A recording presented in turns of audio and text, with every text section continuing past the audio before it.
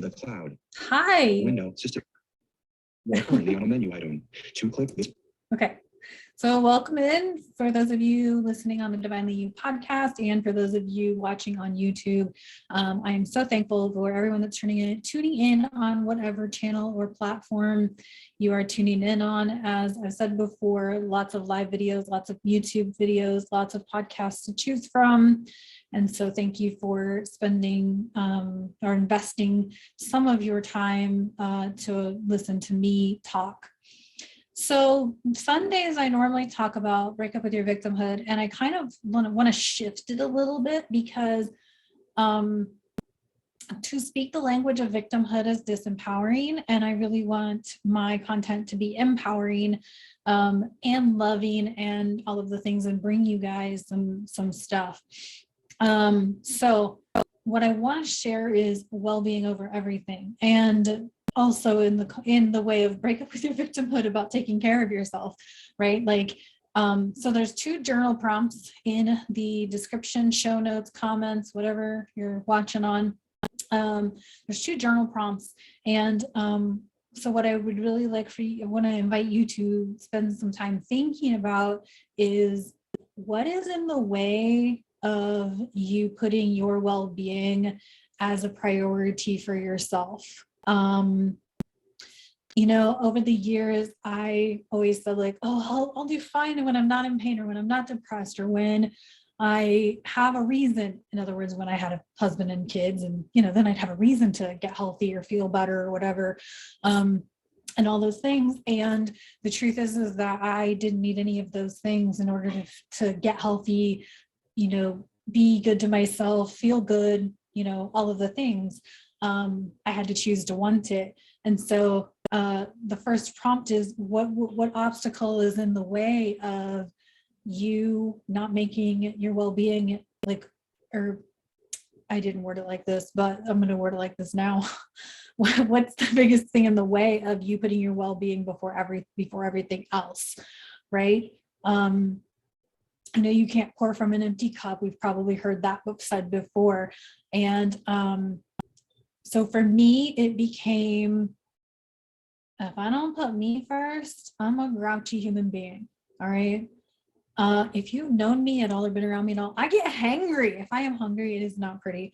So I literally I choose to be responsible about always carrying food with me. I always have like a protein bar or something with me, some snack with me, because I get hungry. And when I get too hungry, I get hangry. It's not good, trust me. But I had an experience that woke me up to this. Actually, it was during my coach's training program. My group and I, we were trying to find a place to grab some lunch, and we only had like an hour. And I was like anxious about that hour because, you know, we'd have to get there, we'd have to order the food and then wait for the food. And then like we would run out of time. We'd have to wolf down and I'm already hungry. I'm already in this state of hunger. And I tripped on one of my colleagues. She used a walker, and I slammed my toe into her walker and tore up my toe pretty bad. And that's when I stopped trying to go out for lunch during our 1 hour lunches, because I'm like, I can't do this. And I started bringing my own lunch. So I had, you know, so what, and then I also carry my own water bottle. I've always got this water bottle. Actually, I have 3 of these. And then I've also got this little guy that goes with me a lot. But like, I always have water with me because I'm always thirsty, or always thinking about drinking water and all of that. And so I'm telling you all this, not to tell you all about myself, but to say, like, what's it going to take for you to take care of you without thinking about or bitching about how it's going to go? Like, what's it going to take for you to take care of you? Is it going to take till you can't take care of you before you're going to choose to take care of you? That's an extreme, obviously. But yeah, I have just noticed that like things go smoother for me when I choose to take care of me, when I choose to honor my well-being. So that's journal prompt number 1 is what's in the way of you taking care of yourself? Are you making you like your number 1 priority? Or you taking full responsibility of your self-care? drinking lots of water means I always have to go to the bathroom. So I've gotten responsible. Like, I always want to know where the ladies' room is. And I just ask for it. And I realize that some of that is like really scary. If you're not someone who likes to have to ask where the bathroom is all the time. But hang out with women over 40, you'll always know where the ladies' room is.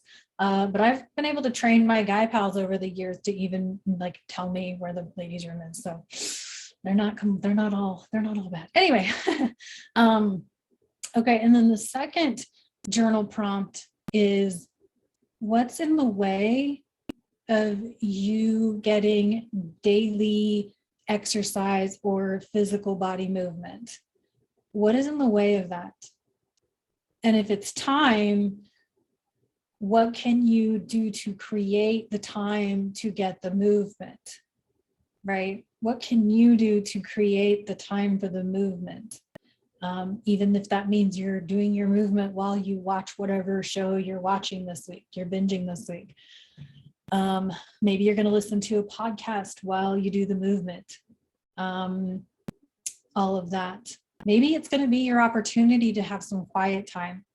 I walk outside a lot, and A, it gets me outside, and B, it's quiet time. I used to listen to audiobooks, listen to podcasts, whatever. I stopped doing that, and I'm glad that I did, because now I sort of just appreciate the moment that I'm not consuming so much. So, but what's in the way of you getting the movement? Excuse me. Awfully dry today.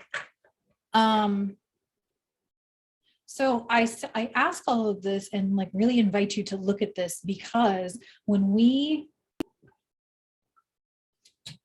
put ourselves on the back burner, we teach others how to treat us, right? So we teach our friends and our family and our coworkers and our colleagues and our acquaintances and whatever. We teach people how to treat us. So if we aren't demanding or commanding that we need this personal care or self-care or exercise time or water or these groceries or this and that and the other thing, if we're not commanding or demanding that, they don't know, right? A lot of my friends don't work out to the level I do. They don't eat to the level that I do. They don't drink water to the level that I do, but they know that I do. And they respect it to support it. They don't do it, and that's okay. They don't have to. This could get into a whole conversation about unity.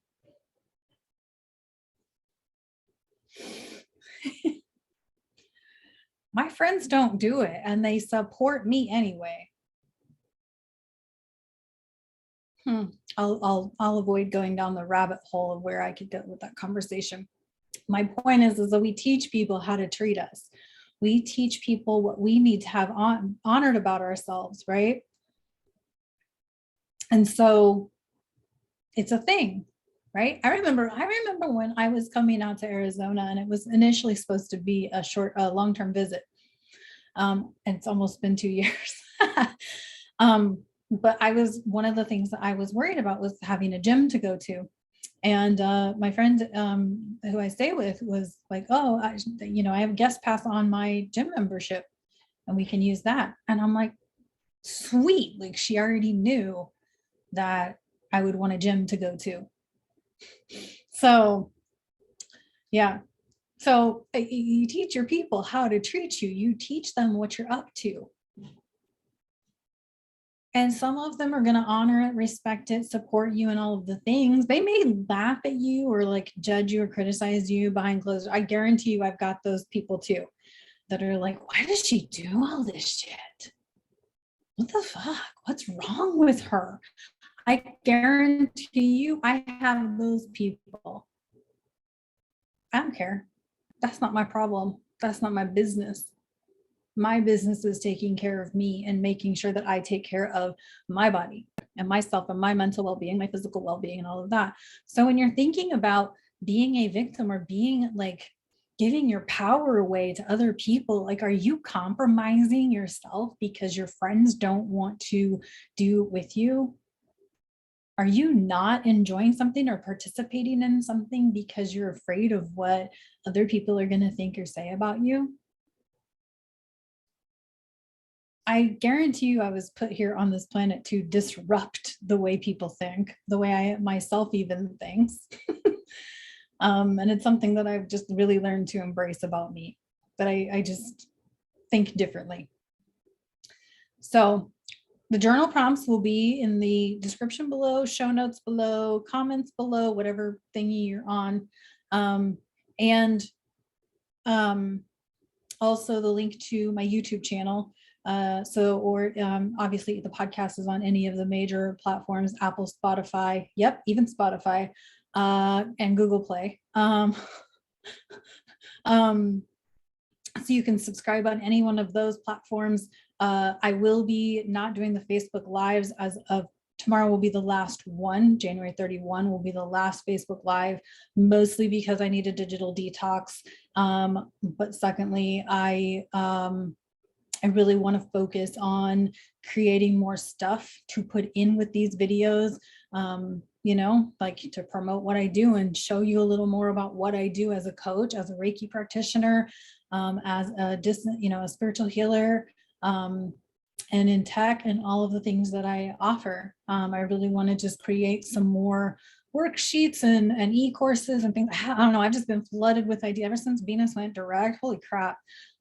So that's what's going on with me and what's going on with these videos. They will keep happening daily. So thank you for tuning in on whatever thing, platform, channel, service, streamer you're tuning in on. I thank you so much. I hope you enjoy the journaling prompts.